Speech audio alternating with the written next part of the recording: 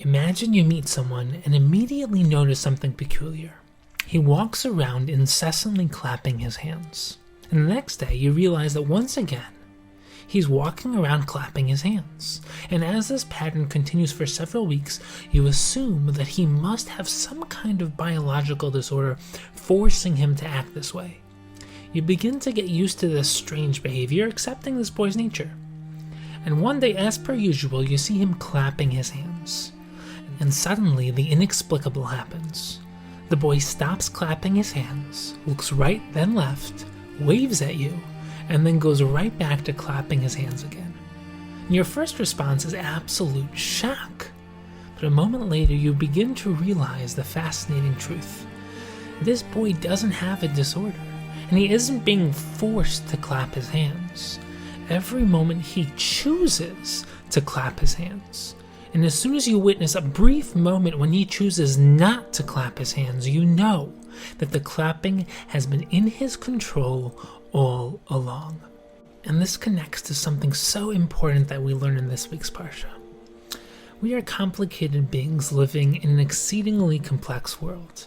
And many people become overwhelmed by the complexities of life and choose to live within the confines of simplicity rather than attempt to navigate the tumultuous path towards the truth.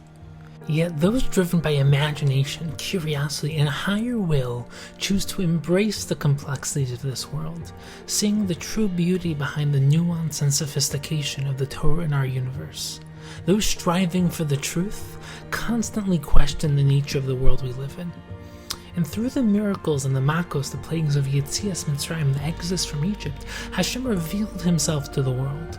The laws of nature were broken. The impossible became possible. The unfathomable fathomable. But to understand and appreciate the meaning of a miracle, we have to first attempt to understand nature itself.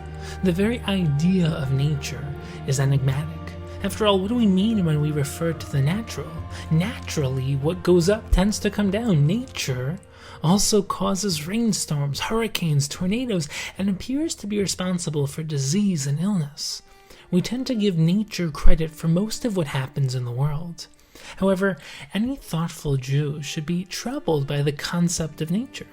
If Hashem created the world, how are we supposed to approach nature? Is nature independent from Hashem? So, to answer these questions, we have to take a step back and analyze the different forms of belief and disbelief in Hashem. At the end of Parshas Bo, the Ramban famously delineates the three basic types of disbelievers in Hashem. The first category is comprised of those who don't believe in Hashem at all. They believe instead that the world has always existed without any creator whatsoever.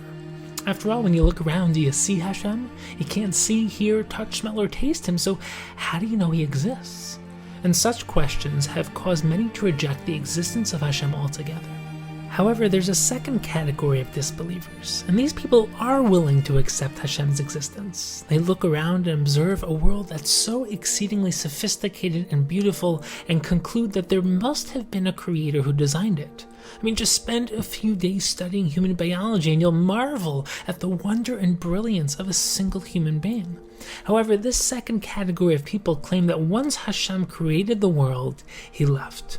And as a result, Hashem is unaware of anything happening in this world. And this is referred to as the watchmaker theory.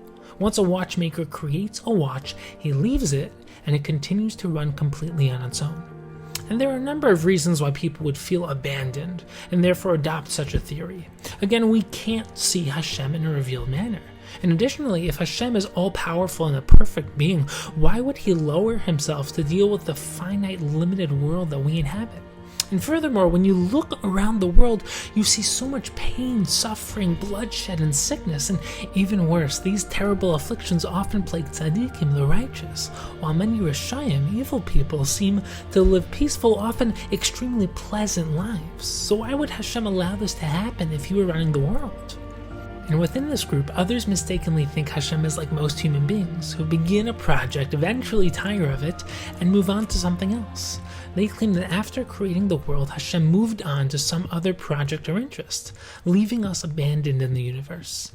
And these are just a few of the reasons that this second group of people claim that Hashem has left our world to the random and coincidental occurrences of nature. And finally, the third group claims that Hashem didn't leave the world, but is rather limited and weak, unable to intervene in the events in the world. And he's fully aware of what's happening in the world, but remains passive. And this group claims that Hashem might have been powerful enough to create the world, but he's not powerful enough to control it. Thus, they question Hashem as an all-powerful being. Well, the Ramban continues by explaining that the events of Yetzias Mitzrayim uprooted and disproved all three of these heretical perspectives. By performing the 10 Makos, splitting the Yam Suf, and redeeming Klal Yisrael, Hashem shattered each mistaken paradigm. Beyond revealing the fact that Hashem exists, that he knows everything that occurs in this world, and that he's capable of intervening, Hashem also revealed his all-encompassing power. Through the miraculous events of Yetzias Mitzrayim, Hashem showed his control over and ability to uproot the laws of nature. However, the question then becomes, what is nature? If you take a moment to contemplate nature, you'll find that almost everything in the world involves a cause and effect relationship. The world seems to abide by certain rules, with very few exceptions. Why does the sun rise every morning? Why do seeds grow when you plant them, give them water and provide sunshine? Why does time always move forward? How does a complex human body maintain homeostasis? How does such an intricate planet maintain homeostasis? When you take a moment to ponder these questions, you can't help but wonder what's causing all this order. And of course the answer has to be nature. And this brings us back to our original question of what is nature? So Rav Eliyahu Dessler explains that even those who do believe in Hashem have different ways of understanding nature. And these differences in understanding correlate to three distinct levels of belief. The first level of belief is maintained by those who completely believe in Hashem's existence, but also believe in a concept called nature. While Hashem may have created nature, it's a self-governing, independent entity that maintains this world. Hashem is a transcendent being and exists beyond this world, while nature is the mechanism that governs our physical world. And typically such a person believes that if he abides by the rules of cause and effect and works hard, he'll be successful in life.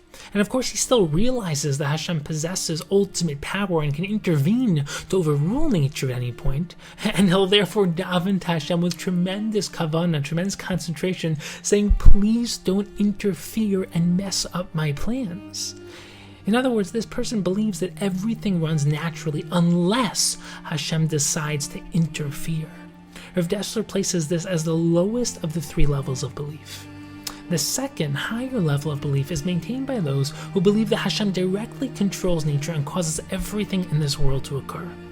Like a person writing with a pen, Hashem has complete control over nature and uses it like a tool.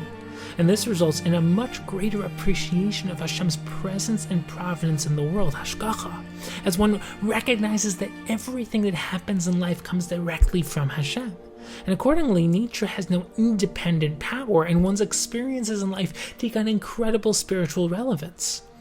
However, this person still views nature as an entity distinct from Hashem, merely used as a tool. And this begs the question, why does Hashem need a tool? Tools are only necessary when you can't accomplish a task yourself. You only need a pen because your finger itself cannot write. So is Hashem limited in that he requires a tool called nature? So the third level, which is the highest level of belief, is one that requires a developed understanding of Hashem and his relationship with this world. One who attains this level understands that nature is simply an illusion, a mask for Hashem's will. In fact, nature does not exist as an independent entity at all. What we call nature is actually the actualization of Hashem's will. Hashem is complete oneness, and therefore nature isn't separate from Hashem at all. Rather, nature is just a term we use to identify the seemingly routine events of cause and effect that we witness each day.